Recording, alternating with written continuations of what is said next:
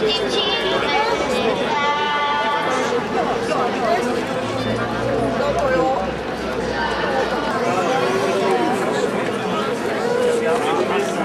podvečer.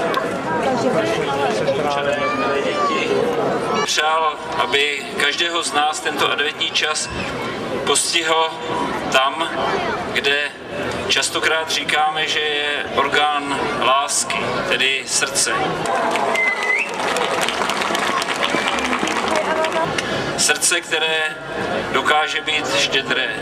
Přál bych si, aby vánoční čas každého z vás dokázal právě tím křehkým a ušlechtilým citem postihnout, abyste si užili vánoční svátky poté v klidu, v míru, v pohodě a abyste i v takovouto chvíli dokázali vzpomenout na své blížní, na své přátele, na své kamarády.